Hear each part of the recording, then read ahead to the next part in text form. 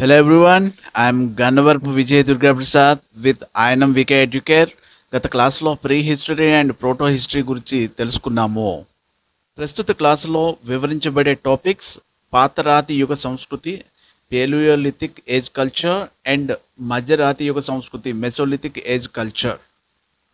History.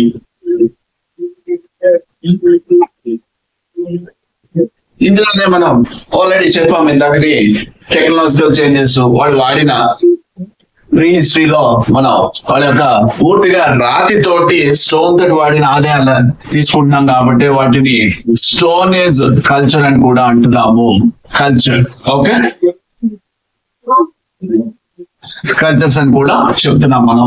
రాతి పరికరాలతో వాడారని వీటిలోనే మనం ఏం చేసామంటే పేలియోలిథిక్, మెసోలిథిక్, నియోలిథిక్ గురించి ఆల్రెడీ మొదట్లోనే మనం ప్రీ హిస్టరీలో ఏం చదువుతాం చెప్పాం.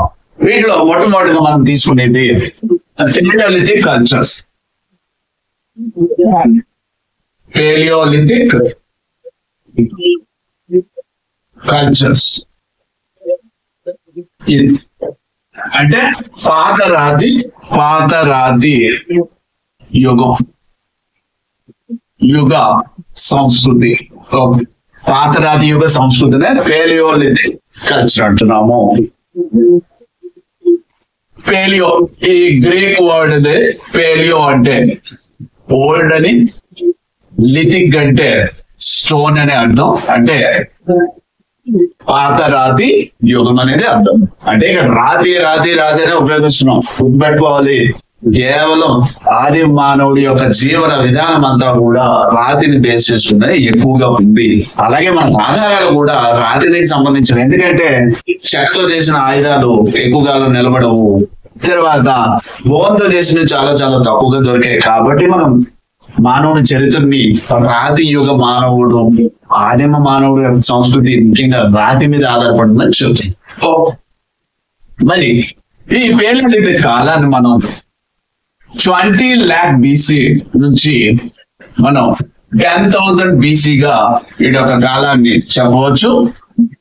ఓకే, అంటే 2 million to 10,000 BC మధ్య కాలం ఇది. ఈ కాలాలు దాదాపుగా కంగారు పడద్దు. కాల విభజన అనేది ఆ రీసెర్చ్ ఓరియంటెడ్ గా మనకి ఇంకా ఆధారాలు లభిస్తున్నప్పుడు ఇంకా ముందుకు వెళ్లే అవకాశం కూడా ఉంటుంది. సో ఈ కాలాన్ని అంటే ఇక్కడ మనం అబ్జర్వ్ చేస్తే ప్లేస్టోసిన్ కాలం అంతా దగ్గరగా తర్వాత ఓలన్ని ఎండ్ అవుతున్న కాలంగా చెప్పవచ్చు. ఓకే, ఇతను ఒక జీవన విధానం ఏ విధంగా ఉంది, సబ్సిస్టెన్స్ ప్యాటర్న్ ఏ విధంగా ఉంది అంటే ఇతను వాడిన పరికరాల ఆధారంగా చూస్తే వీళ్ళని హంటర్స్ అంటే వేటగాళ్ళు. ఓకే, తర్వాత మనం చెప్పవలసింది ఫుడ్ గ్యాదరర్స్ గా చెప్పవచ్చు. Hunters and food gatherers. Okay, అంటే వేట తర్వాత ఆహారాన్ని సంపాదకులుగానే వీళ్ళు చూడవచ్చు. వీళ్ళ ఆర్థిక వ్యవస్థ దీని మీద ఉంది, సామాజిక వ్యవస్థ, వీళ్ళ జీవన విధానం అంతా కూడా ఇక్కడే ఆధారపడి ఉంది. అంటే వేటాడడం, జీవించడం, ఆహారాన్ని సంపాదించుకోవడం తప్పించి ఇంకా వీళ్ళు చేసింది ఏం లేదు ఇక్కడ. కాబట్టి వీళ్ళ యొక్క జీవన విధానం ఈ విధంగా రన్ అవుతూనే వీళ్ళ యొక్క ఆయుధాలు మనం తీసుకున్నప్పుడు కూడా హ్యాండ్ యాక్సెస్ అంటే చేతి గొడ్డళ్ళు, తర్వాత క్లీవర్స్ అంటాం అంటే గంటల గొడ్డళ్ళు ఇలాంటివి వాడటం, తర్వాత పాయింట్స్ అని ఇలాగా రకరకాలవి, స్వాపర్స్ అని. ఓకే, ఇలాంటివి ఎన్నో రకాల ఆయుధాలు వీడు వాడారు. చోపర్స్ అంటే షోపింగ్ టూల్స్ పోలవడానికి ఉపయోగించి జంతు చర్మాలకి, హ్యాండ్ యాక్సెస్, చేతి గొడ్డలు చేతితో పట్టుకునే ఉండే గొడ్డలు. బ్రూస్ ఫుడ్ అనే వ్యక్తి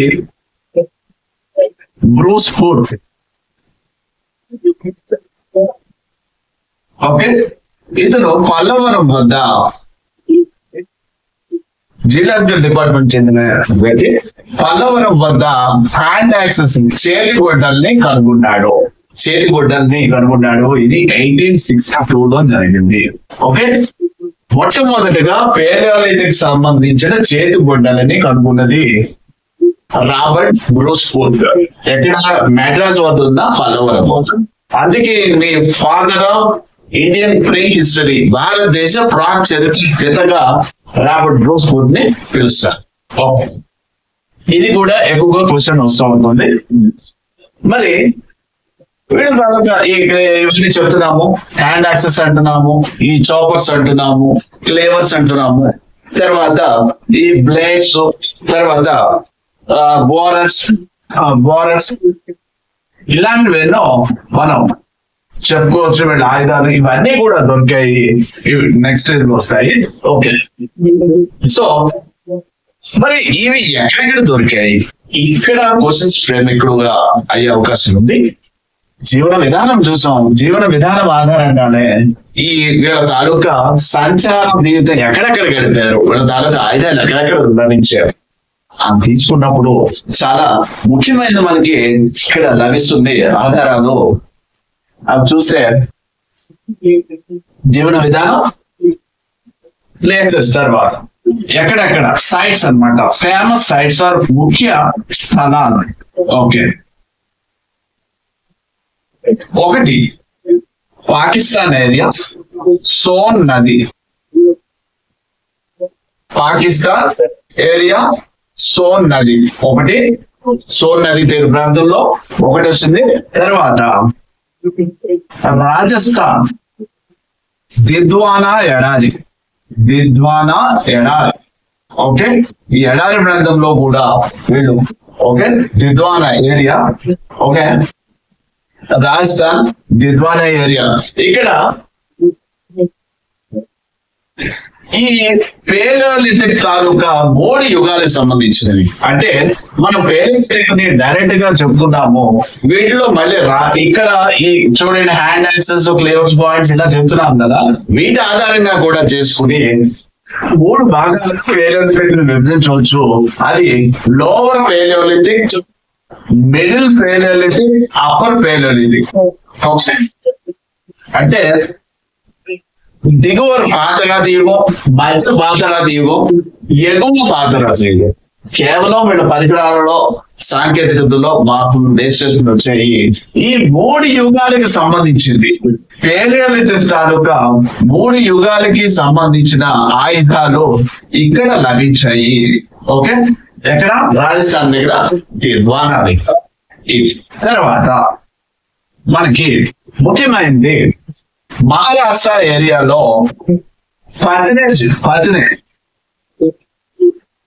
పత్నే ప్రాంతం, మహారాష్ట్ర. ఓకే, ఇక్కడ నిప్పుకోడి, ఆస్ట్రిక్స్ పక్షి, నిప్పుకోడి అంటాము. ఆస్ట్రిక్స్ పక్షి యొక్క గుడ్లకు సంబంధించిన పెంకులతోటి చేసిన పూసలు లభ్యమయ్యాయి పత్తినే దగ్గర. ఓకే, పూసలు. దీంతో పాటే ఈ పత్తితో పాటు భీంబెట్కా అనే ప్రదేశం వద్ద కూడా ఇవి మనకి లభించింది. భీంబెట్కా, మధ్యప్రదేశ్. ఓకే, ఇది అడిగే అవకాశం ఉంది. మహారాష్ట్రలో పత్తినే, మధ్యప్రదేశ్ లో భీంబెట్కా ప్రదేశాల వద్ద నిప్పుకోడి లేదా ఆస్ట్రిచ్ పక్షి ఒక గుడ్డు తాలూకా, వాటి గుడ్డు తాలూకా పెంకులతోటి పూసలు చేయడం అనేది ఇక్కడ లభించాయి. ఇది చాలా ముఖ్యమైనవి. తర్వాత మనం ప్రముఖంగా చూసుకోవాల్సింది యూపీలోని, ఉత్తరప్రదేశ్ లోని బేలం లోయ. ఇక్కడ మనకి గొర్రె, మేక వీటి తాలూకా అవశేషాలు లభించాయి. Balaam valley. ఓకే, గొర్రె, మేక తాలూకా అవశేషాలు బేలం వ్యాలీ దగ్గర లభించాయి. తర్వాత ఇంకా అలాగే ఈ నర్మదా నది, తర్వాత తుంగభద్ర నది ఉన్న వీటన్ని చోట కూడా లభ్యమయ్యాయి. ఇంకా ఆంధ్రప్రదేశ్ దగ్గర మనకి నాగార్జున కొండ ఆంధ్రప్రదేశ్ దగ్గర ఆయుధాలు లభ్యమయ్యాయి. వీళ్ళ ఒక లేవర్స్, హ్యాండ్ యాక్సెస్ ఇవన్నీ కూడా అక్కడ కూడా లభ్యమయ్యాయి. వాటితో పాటే అతి ముఖ్యమైనది భారత ఉపఖండంలో ఎక్కడా లభించిన ఆధారాలు మనకి కర్నూలు గుహల దగ్గర లభించాయి. ఓకే, కర్నూలు గుహల దగ్గర నిప్పు తాలూకా పాయ తాలూకా ఆడవాళ్ళు, అలాగే జంతువుల ఎముకలు, అవన్నీ కూడా మనకి కర్నూలు గుహలో లభించాయి. క్వశ్చన్ ఫ్రేమ్ అవుతుంది ఇక్కడ, తొలిసారిగా నిప్పు తాలూకా ఆడవాళ్ళు భారతదేశంలోని భారత ఉపఖండంలోని ఎక్కడ కనుగొన్నారని అడిగే అవకాశం ఉంటుంది. ఖచ్చితంగా ఇది కర్నూలు గుహలు. జంతువుల ఎముకలు కూడా అత్యధికంగా లభించిన ప్రదేశం కూడా ఇదే. ఓకే, ఇంకా మనం ఇందాక చెప్పాం తమిళనాడు పలువురు ఆల్రెడీ రాబర్ట్ బ్రోస్ఫోర్డ్ పలవరం దగ్గర కనుక్కున్నారని చెప్పాము. అలాగే అద్దెపక్కం అనే ఏరియా కూడా ముఖ్యమైనది తమిళనాడు. ఇంకా కర్ణాటక వచ్చేసి హంసగి లోయ, ఇది ఇస్లాంపూర్ ఏరియా ప్రాంతం కర్ణాటకలోని సంబంధించింది. హంసగి లోయ ఇక్కడ కూడా హోమోనిడ్ అవశేషాలు ఉన్నాయి. సో ఇవి ముఖ్యమైనవి. పాకిస్తాన్ లో సోన్ ఏరియా, రాజస్థాన్ లో దిద్వాన్ ఏరియా, ఇక్కడ 3 యుగాల ఈ పేలలిథిక్లోనే ఉప సంస్కృతులైన ఎల్పిసి, ఎంపిసి, యూపిసి దొరికినవి. అలాగే మహారాష్ట్ర పత్నే వద్ద, మధ్యప్రదేశ్ లో భీంబేట్కా వద్ద ఆస్ట్రిచ్ తాలూకా గుడితో చేసిన గుడ్డు పేకల తాలూకా పూసలు లభ్యమయ్యాయి. వీటితో పాటు ఇంకా పేలం లోయ ఉత్తరప్రదేశ్ ఏరియాలో మేక తాలూకా అవశేషాలు లభ్యమయ్యాయి. తర్వాత ఆంధ్రప్రదేశ్ లో ఇంకా నర్మదా నది, తుంగభద్ర నదీ తీరాల వద్ద కూడా ఇవి లభించాయి ఆయుధాలు. ఇంకా ఆంధ్రప్రదేశ్ లో నాగార్జున కొండ ప్రాముఖ్యత కలిగింది. వాటితో పాటు కర్నూలు గుహలు చాలా ప్రసిద్ధి చెందింది. భారత ఉపఖండంలోనే తొలిసారిగా నిప్పు తాలూకా అవశేషాలు మనం కనుగొంటే అక్కడే. అలాగే వివిధ జంతువుల యొక్క ఎముకలు కూడా కనుగొంటే అక్కడే. తర్వాత తమిళనాడు అజ్జరాంపాకం అనే ఏరియా, తర్వాత పలవరం అనే ఏరియాలు చాలా ప్రాముఖ్యత కలిగినవి. తర్వాత కర్ణాటక వచ్చేసి హంసగి లోయ ప్రముఖమైంది. ఇక్కడ హోమోనిడ్ తాలూకా అవశేషాలు కూడా లభించాయి. క్వశ్చన్ 2 అడిగే అవకాశం ఉంది. క్రింది వాటిలో పేలింటి స్థలాలు కాదు అని అడిగే డైరెక్ట్ గా స్థలాల గురించి అడగచ్చు. అలాంటప్పుడు Son area, Didwana, Bhimbetka, Patne, Belan valley, Nagarjunakonda, Kurnool caves, తర్వాత అజ్జరాంపాకం, తర్వాత పల్లవరం. ఇది ఒక రకమైన క్వశ్చన్ ప్యాటర్న్. రెండవది వాటిలో ఏం బయలుపడ్డాను హ్యాండ్ యాక్సెస్ బయటపడినవి కనుగొన్న వ్యక్తి ఎవరు, ఎక్కడ కనుగొన్నారు అడగచ్చు. లేదా పేలనికి సంబంధించిన 3 సబ్ కల్చర్స్, కల్చర్స్ సంబంధించి ఎక్కడ లభించాయని అడగచ్చు. రాజస్థాన్, దిద్వాన, తర్వాత నీకు కూడా ఇలా ప్రత్యేకించి కూడా అడిగే అవకాశం ఉంది. ఇది పేలనికి కల్చర్ తాలూకా సంబంధించిన వివరాలు. ఇంకా నెక్స్ట్ మనం మెసోలిథిక్ చూద్దాం. ఇది ఓకే,